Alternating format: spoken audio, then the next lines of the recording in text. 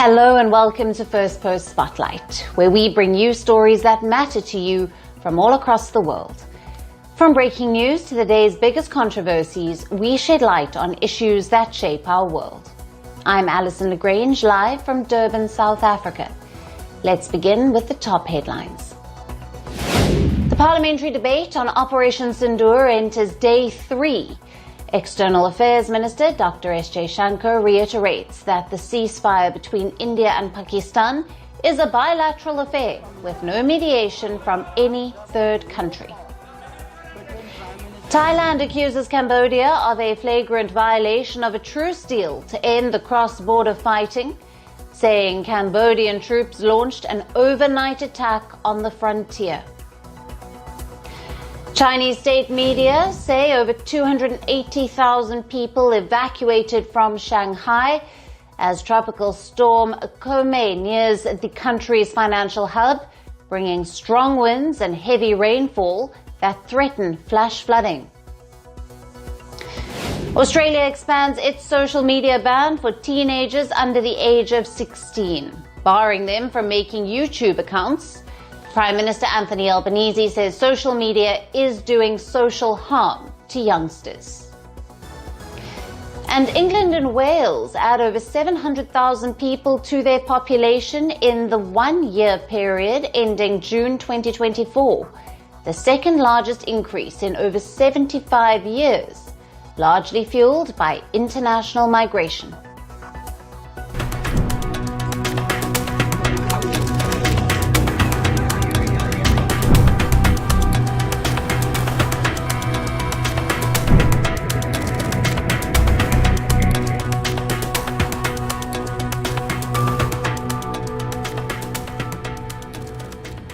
Hello and welcome. Today we begin in Russia, where a massive 8.8 magnitude earthquake rocked the country's eastern peninsula this morning, setting off tsunami warnings across several Pacific nations and forcing mass evacuations in Japan. Now, the earthquake, which is one of the strongest ever recorded, struck at around 8:25 a.m. local time, near the city of Petropavlovsk-Kamchatka, about 119 kilometers off the east-southeast of the regional capital of Russia's Kamchatka Peninsula. The tremors were initially measured at a magnitude of 8, but later upgraded, placing it as the joint 6th strongest earthquake ever recorded globally. Now, with the powerful quake unleashed a tsunami with waves as high as 4 meters, slamming into the coastal town of Russia, where a full evacuation was carried out. Dramatic drone footage showed tsunami waves flooding the Russian coastline, with regional officials urging residents to evacuate. Завод тонет.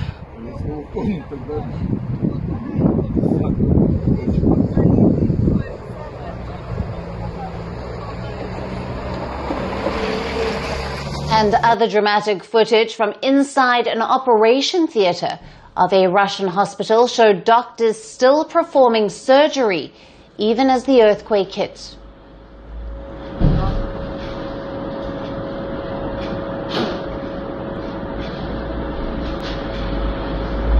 Михайловна отодвинула стульчик.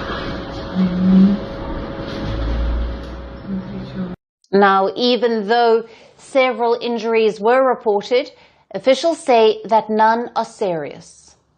Today's earthquake was a challenge for all of us. It's the strongest quake in decades of tremors. That's why I am again repeating my plea to stay away from coastlines. Specialists have already begun a thorough inspection of sites and socially significant facilities for possible quake damage. Japan, meanwhile, went into full alert mode. The Japan Meteorological Agency issued a tsunami warning, covering a large stretch of the country's Pacific coastline, from Hokkaido in the north to Wakayama in the south. Nearly 2 million residents were urged to evacuate immediately and to head to higher ground. In northern Japan's Iwate prefecture, the tsunami wave measuring 1.3 meters struck Kuji port at 1:52 p.m. local time. In fact, a video shared on social media, at least 4 whales were seen washed ashore in Japan. Now, several residents were also seen seeking higher ground after Japan's weather agency issued a tsunami alert. 津波警報、現在も発表継続しております。 The tsunami warning is still out from Hokkaido to Wakayama Prefecture. Tsunami advisories have been issued for other areas along the Pacific and some parts along the Sea of Japan side. 日本海側の一部につきましても Japan's Fukushima nuclear plant, which suffered a meltdown in 2011 following a major tsunami, was evacuated as a precaution. Even Sendai Airport and Miyagi Prefecture closed its runways. And several train lines near coastal areas were suspended. Until now, no major damage or injuries have been reported in Japan. The tsunami threat is not just limited to Russia and Japan. Alerts and warnings were issued across parts of Asia and the Pacific. Now, this included Taiwan, China, the Philippines, Indonesia, New Zealand, Australia, Micronesia, and Polynesia. In fact, China's eastern coastline faced a double challenge of a typhoon and a tsunami warning, while waves up to 1 meter were expected. A typhoon also made landfall in the Zhejiang province, and the city of Shanghai witnessed heavy rain and strong winds. The Philippines forecast tsunami waves nearly 1 meter high across more than a dozen coastal provinces. And even Taiwan predicted similar wave heights along its southeastern and southwestern coasts. Today's earthquake is a grim reminder of the region's seismic volatility. Russia's Kamchatka arc, where the quake occurred, is known for frequent tectonic activity. In fact, the last time Kamchatka experienced a quake of similar scale was in 1952, when a magnitude 9 earthquake struck the region. For now, authorities in both Russia and Japan remain on high alert, monitoring aftershocks and wave activity closely. And residents in the affected areas are being urged to remain in safe zones until all tsunami warnings are lifted.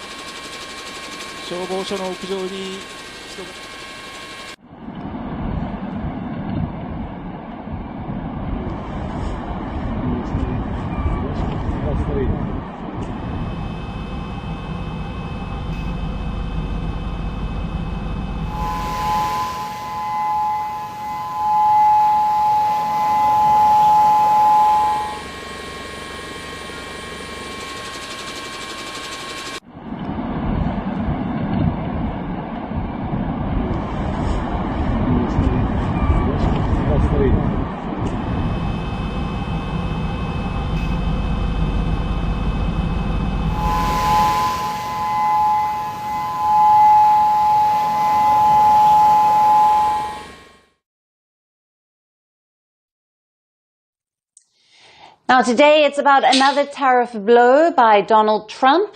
This time it's on India. It's official, Donald Trump has announced a 25% tariff on Indian imports. In a social media post, Trump noted India's quote-unquote obnoxious non-monetary trade barriers. Trump says it's not just about trade, it's also about geopolitics. Now, India, he says, will pay the price for doing business with Russia. And what would that be? A penalty on top 25% tariff will also take effect starting the 1st of August. Now, earlier, the US president said Indian goods could soon face 20 to 25% tariff. The message came from Air Force One when Trump was flying back from Scotland. Listen in. What to say, but India's been a good friend, but India has charged basically more tariffs than almost any other country. You know that, right? Over the years. But now I'm in charge, and you just can't do that.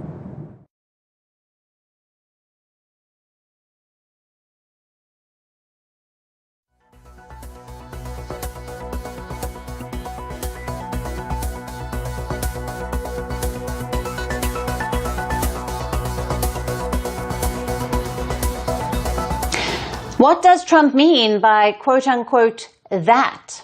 Now, he is talking about tariffs, India's tariffs on American goods. He says they are too high. He called India a good friend, but added, "You just can't do that." Trump says India is not threatening America, it is not treating America fairly, and that India charges more tariffs than other countries. And he wants to fix that with a deal or with duties. So what's the solution? Now, according to the president, slap a tariff of 20 to 25% on Indian imports, and that includes a 10% base duty, and it could go higher. Now, this is not final yet, but it's a warning, a push for more concessions. The US and India have been trying to finalize a trade agreement.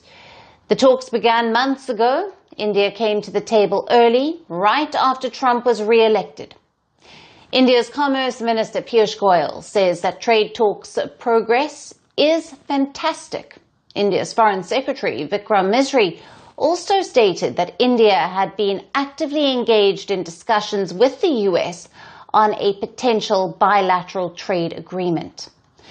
But Washington says it wants more market access, fewer restrictions, and faster reforms.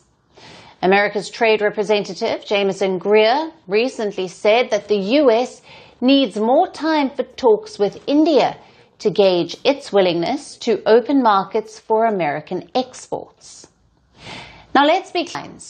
America wants India to open its market. India objects. It says no to genetically modified foods, no to unrestricted dairy imports. If the 25% tariff goes through, India would be better placed than Bangladesh, but several other countries, which are India's competitors in Southeast Asia, would gain an edge, because right now, competitors like Vietnam and Indonesia enjoy lower rates, 20 and 19% respectively. Now that makes their exports cheaper in the US market. India, its goods might end up being more expensive, especially in the textiles and garments segment, where the country competes head-on with Southeast Asia, and that's not just India's loss. It's America's too. Let's take a look at the numbers. Last year, total bilateral trade between India and the US stood at $129 billion. India exported $87 billion worth of goods. Of that, $21 billion exports were for textiles and apparels alone. India sends pharmaceuticals, smartphones, apparel, auto parts, and gemstones to America. And imported goods worth $42 billion. Major imports include mineral fuels and oils, pearls, precious and semi-precious stones, among others. The numbers show a clear deficit in trade, one Donald Trump wants to wipe off. Since his return to office, Trump has announced a global trade war. He has wielded tariffs to achieve multiple goals at once, raising federal revenue, reducing or eliminating trade deficits with other nations, and compelling manufacturers to make more of their goods in the United States. The president says these tariffs will rake in huge sums of revenue that the government can use to pay for domestic tax cuts. But economists don't agree. They say the tariffs that are supposed to increase US manufacturing will also make life painful for those manufacturers. It will disrupt the supply chain and raise the cost of raw materials. Trump, for months, has said a deal with India is nearly done. In mid-May, Trump claimed that India had agreed to levy 0 tariffs on US exports, a claim that India immediately rebutted. He has repeatedly called the trade relationship with India really tough. Now, India and the US are not just trade partners, they are strategic allies. The US sees India as a vital player in the Indo-Pacific, a counterweight to China, a military partner. Indian-American CEOs lead some of America's biggest companies. Culture, demographic, economic, the ties run deep. So why the delay? Trump has announced trade deals with the UK, EU, Japan, and even Indonesia. But with India, not yet. India and the US are engaged in talks for the first tranche of a bilateral trade agreement by fall. An American team of officials is scheduled to visit New Delhi starting the 25th of August. Until then, trade ties will remain in focus as two major economies try to find common ground in a complex, shifting global landscape. And next, let's talk about layoffs and a bigger debate around foreign workers in America. Microsoft is in the spotlight again. The company just laid off 9,000 employees, and critics say it's quietly replacing them with cheaper foreign workers on H-1B visas. It began with two headlines. The first one made rounds on social media, where users accused Microsoft of filing over 4,000 H-1B visa applications. Users asked, if you are cutting jobs, why are you hiring from abroad? And the numbers don't stop there. Now, Microsoft reportedly submitted over 14,000 visa applications this year. Many of them, reportedly, offered wages below the local market average. Now, what added fuel to the fire was Microsoft's job cuts. Critics call it a classic case of outsourcing disguised as innovation. But now Microsoft has responded. It says job cuts are not related to the visa program. The company added that in the past 12 months, 78% of visa petitions were extensions for existing employees and not new visas and not new employees coming to the US. But the timing does make the statement messy. Because the layoffs, nearly 16,000 this year alone, came during a high growth period for the company. Microsoft posted $26 billion net income last quarter. Its stock is up 22% this year so far. The company is investing more in capital expenditure than ever before. So why the job cuts now? Amid the growing criticism, US Vice President J.D. Vance stepped in. The rising MAGA figure called the logic nonsense. He said, and I quote, "You fire 9,000 Americans and then you say you can't find workers here." And it's not just him. The US president also slammed big tech over India hirings. Conservatives in the Trump administration are also circling the wagons. There's a growing call to reform the H-1B visa program. As they say, it takes away opportunities from the American people, and the reforms are already on the table. This is not the first time the H-1B visa program has drawn fire. In 2024, a debate around the program blew up on social media as Elon Musk and Vivek Ramaswamy, set at the time to co-lead the DOGE initiative, came out in favor of the program and called for even more work visas. However, conservatives argue it was not in the spirit of Trump's MAGA. The new head of the U.S. Citizenship and Immigration Services says the lottery system could go. Instead, visa approvals might go to companies offering higher wages, a move aimed at discouraging cheap labor imports. And yes, a large chunk of those workers come from India.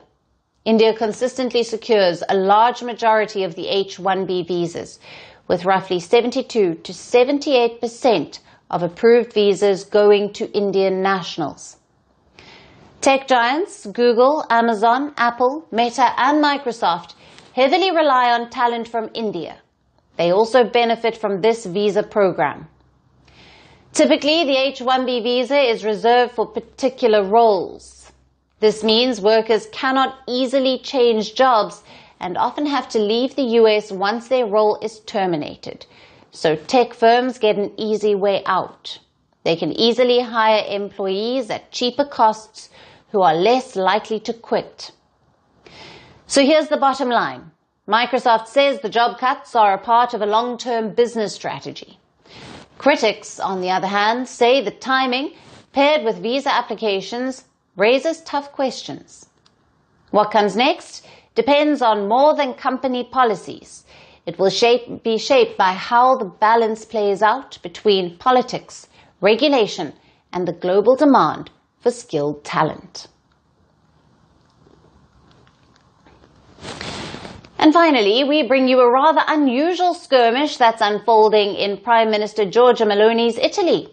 It's being fought not with words, but with kitchenware and a lot of political spice. Pasta and risotto, culinary cornerstones of Italian life, remain symbols of left and right as politicians trade ideology at the kitchen table. The roots of this gastronomic feud trace back to the Second World War. In July of 1943, 7 communist brothers from Italy's Emilia-Romagna celebrated the arrest of Benito Mussolini by serving white pasta tossed simply with butter and parmesan to their whole town. They called it anti-fascist pasta. Every 25th of July, left-wing Italians commemorate Mussolini's arrest by eating that austere dish. Fast forward to 2025, and the left has once again unfurled its pasta banner. 2 central-left politicians posted photos of themselves enjoying plain pasta on social media, invoking the spirit of a supposed anti-authoritarian meal. The right refused to be outdone. Enter Joe Formaggio, a restaurateur and a politician from Prime Minister Giorgia Meloni's Brothers of Italy party in Vicenza. Now, he responded by unveiling an anti-communist risotto, a creamy black truffle risotto dish that he bills as the heroic counterpoint to quote-unquote insipid, sauceless pasta.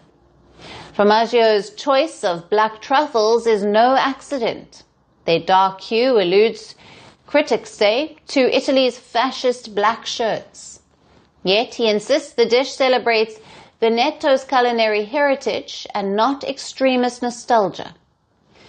Meanwhile, the Prime Minister's government is accused of wielding food as a political tool, from renaming the ministry to Food Sovereignty to sending Barilla pasta into space.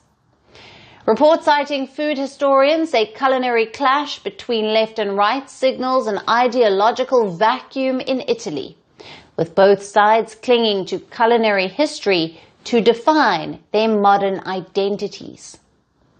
Yet, for many Italians, the clash offers a welcome dash of flavor in an otherwise bitter political climate. Whether you prefer the simplicity of buttered pasta or the indulgence of truffle-rich risotto, Italy's unique food war reminds us that even the humblest meal can carry the weight of history and the promise of tomorrow. From Milan to Matera, the battle for the Italian palate continues, one forkful at a time. And that's all we have on the show for today. We will see you again tomorrow at the same time. Thank you for watching. Stay tuned to First Post. From breaking news to the day's biggest controversies, shedding light on the world's top headlines. Detailed analysis on the stories that matter the most to you. Catch it all on Spotlight at 6 p.m. India time and 12:30 GMT, only on